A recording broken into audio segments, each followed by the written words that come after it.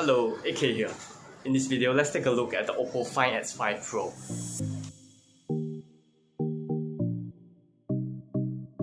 The design of the S5 Pro is very similar to last year's S3 Pro, but with some refinements.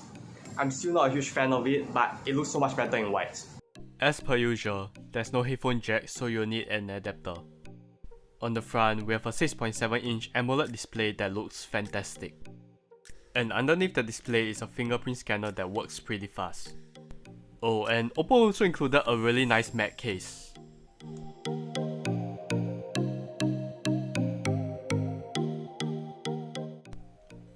The rear setup consists of a 50MP main camera, a 50MP ultra-wide-angle camera, as well as a 30MP telephoto camera used for zooming in.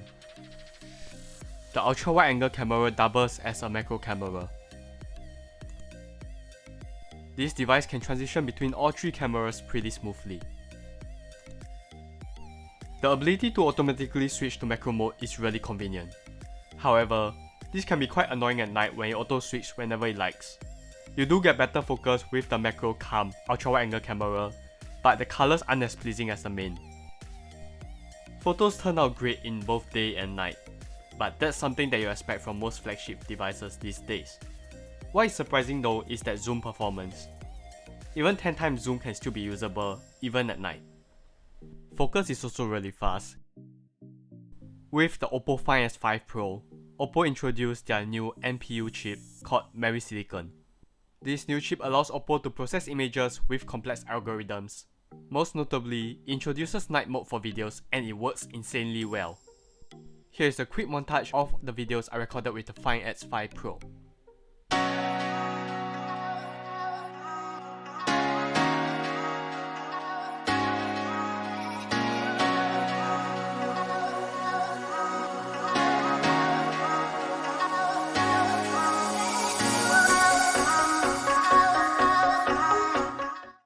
Another notable thing about these cameras is the collaboration with Hasselblad.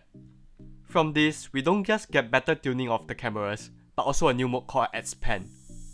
Photos taken in S-Pen mode have this really wide aspect ratio, and that makes it perfect for framing subjects that are long, like rows of buildings.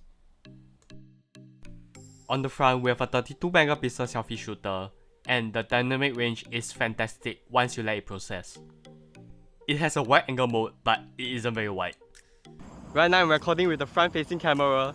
If you recognize this place, this is always where I test the rear cameras, and they always struggle. So being able to record at this quality, this front-facing camera is really good.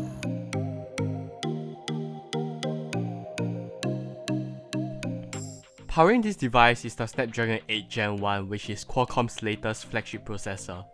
For lighter games like Call of Duty Mobile, you won't run into any performance issues, but you don't need a flagship processor for that. What you are probably more interested in is the Genshin Impact performance, and here is what I experienced. Upon installing all the required files, the device got so hot that I had to cool it down before I can start playing. When playing the actual game though, the device doesn't get as hot, though still a little hot on the screen. But I did notice some instances where it throttled and resulted in lag spikes. Thanks to the upgrade to a 5000 mAh battery, the battery life of this device is superb. I was only able to drain the battery down all the way with close to 5 hours of Genshin Impact. With a more moderate usage involving close to 2.5 hours of Genshin Impact, as well as some YouTube videos and photo taking, it lasted till 10 PM with 5% battery remaining. With the included charger, it was able to charge from 1% to 100% in 37 minutes.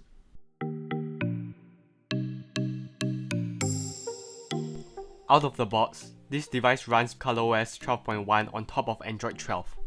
Like the OPPO Reno 7 Pro that I reviewed recently, this device can connect to your computer via the PC Connect app. Once connected, you can control your phone from your computer, as well as transfer files between them. Okay, conclusion time. If you are a gamer looking for the best performance, this is probably not it. While it's rocking the latest Snapdragon 8 Gen 1, which is Qualcomm's most powerful mobile processor yet, this processor is well known for its heating issues. If you are paying such a premium, you are getting overheating issues, and you can't use the processor to the full extent, then why are you even getting the Snapdragon 8 Gen 1? Why not consider something that's slightly less powerful but has better thermals? But if you are considering this device because of the cameras, then this is one I'll highly recommend. And this is the end of my OPPO Find S5 Pro review. I hope you found it useful. Bye bye. Yeah, it feels so good to be able to record outdoors.